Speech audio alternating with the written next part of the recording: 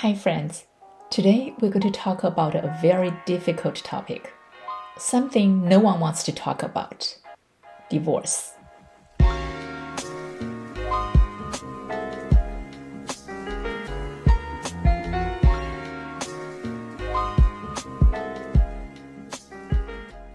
It is extremely difficult and stressful.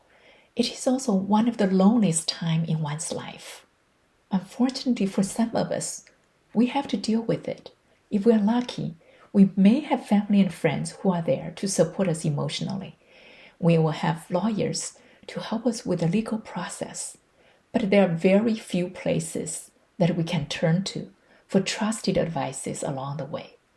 Having been through that myself and seen some of my own friends struggling through it, I have put some materials together to help you. It is my hope this video series will give you some strategies and some guidance along this very difficult journey. Divorce is very painful. As humans, we are naturally pain avoiding. So, before I dive into the process, I want to take a minute and share with you why we have to fight that natural instinct of pain avoiding and be very intentional and thinking through this whole process. The reason is obvious, but we tend to forget. Divorce is life-changing, and the decisions we make during divorce will have long-lasting impact for the rest of our lives. First, it impacts our financial well-being. Everybody's situation is different, and I don't know where you are, but for most people, we have fewer financial resources after divorce than before. It could be the result of the change from a two-income household to a single-income household. And if you were a stay-home parent, divorce may force you to find a job. Secondly, it impacts our relationships, from our relationship with the kids, with extended families, and to our friends. You may not realize it, but many of our friends are family friends or couple friends, and the divorce changes the dynamics of all of it. Thirdly, it impacts our career. If you have kids, this new single parenthood status and the divorce will put extra constraint and stress on your job, your career ambition, and your mobility. And you will have to learn to adapt and rebalance and find the new way of handling both the job and the kids and family. Lastly, it impacts our identity and the sense of security. If you have been married for a while, being somebody's wife and somebody's husband has become a very integral part of who we are. And the marriage structure has been a big source of our sense of security. Now with the divorce, all that has changed. And the tight connection of sometimes of who we are with the marriage, our identity in the marriage, will also make us feel this failure of our marriage also means that I failed as a person. And personally, that was the case, and it took me a long time to shake that off. In the next few minutes, I want to walk you through these 4 phases of divorce. We won't have time to dive deep in each of them, but I want to go through all 4 of them at a high level from the beginning to the end, so you know what is ahead and what to expect.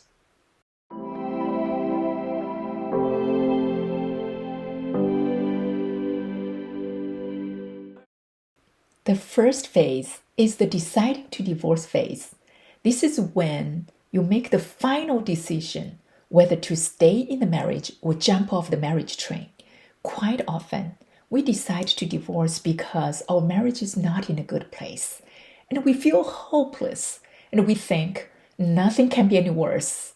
we know how important this decision is, but many times we're just not able to take the right steps to make sure we made the best decision possible. When a person is tired, angry, hurt, we are all normally not at a place to have the best judgment. And actually, opposite is normally true, that we tend to make the decisions or do things we later regret. Right now, if you are thinking of a divorce, you're probably feeling hurt, betrayed, angry, and a mix of those emotions, which is very, very natural. So you are probably not at a position to make the best decision for your life. So the first step is to get you to a place that you can make sound decisions by helping you get to a better mental and emotional state, by helping you figure out what the decision criteria should be, and also help you really, really explore if there is any possibility to save this marriage. I know what you're thinking. You're probably saying, I have done that. We have done everything. It's not possible. This is the only way. And divorce really feel like the better alternative because you're hurting so much. But if possible at all, this saving of your marriage is still one of the best options. So we should do everything we can to explore and exhaust this option. And if saving your marriage is not possible, we will have to help you figure out what it really means to divorce and what's life after divorce look like, so you know what to expect before you jump off the train. We will give you some worksheets and strategies in a later video. The goal here is not to sway you one way or another. The goal is to help you make the best decision possible for you and your family, so you will have peace. Know you made the right decision both now and in the future.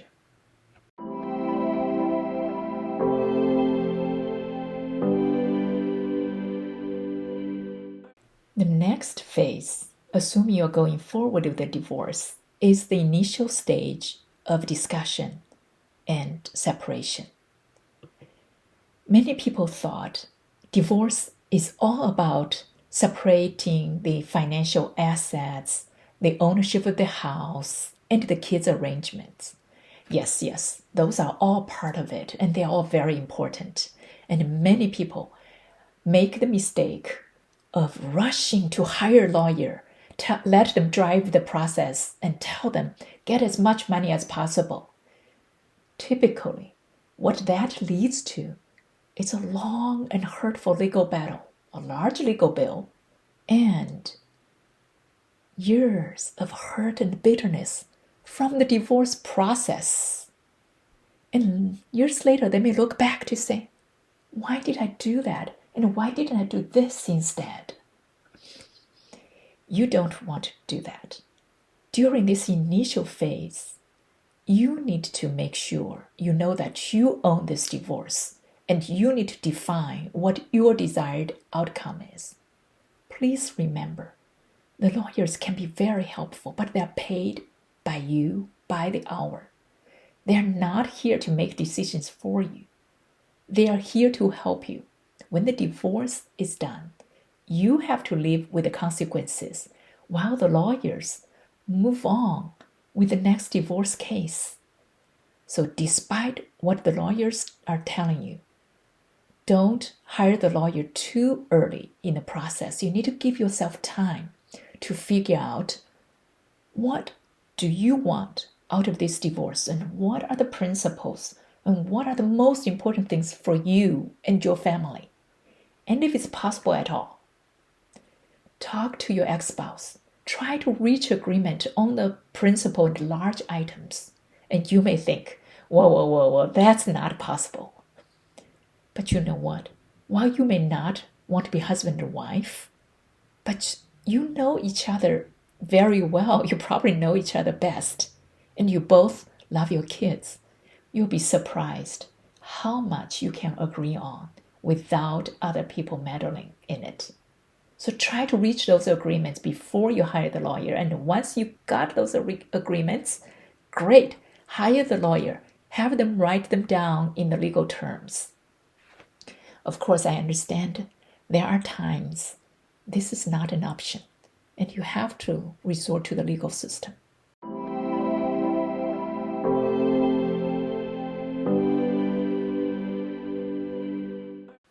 The third phase is the actual legal process. Even in the best cases, when you and your spouse have agreed on most of the major items, this is still not an easy process. There are still many documents to be collected, papers to be filed, and still many negotiations to be made. Everything could trigger arguments or painful memories or the pain of ending some good memories. Everything seems to be so difficult and so weighty, from which day the kids stay with who pays for the soccer lessons, to who gets to keep the house. Everything is so hard. On top of that, you're trying to keep the families together and keep the kids from getting hurt in this process by telling them, oh, it's just mom and dad who don't want to be together anymore. It's not your fault. We still love you, and we still will take care of you. On top of that, there's the job, if we're lucky enough to have one. Knowing that you'll be a single parent, this is the time we really need to keep the job stable. This is not time for change or move, any of those things. This is one of the most challenging times in one's life. Days are hard and nights are long. The negotiations may take from a few months to a few years. You really need a strategy, a good strategy, to get through this trying time with minimal hurt to you and your kids. We will share some strategies in a later video to help you get through this. And this is also a time that you need, and you should ask and should graciously accept help from family and friends, asking them to help take care of the chores, take care of the kids when needed. And if you can afford it, hire the babysitters, hire the house cleaning services, hire the lawyers to do the process and the paperwork, but don't let them overcomplicate things. And if the lawyer you currently have is not good, find a better one. This phase seems to last forever, but it does end, and yes, it does end. Thank God this too shall pass.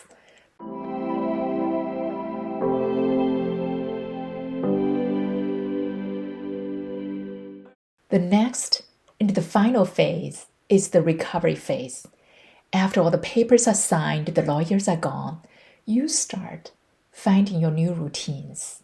And many of us will be so busy making ends meet and keeping ourselves together that we don't even realize how wounded we are from this traumatic experience. And we could be carrying our injury for years without realizing or tending to it.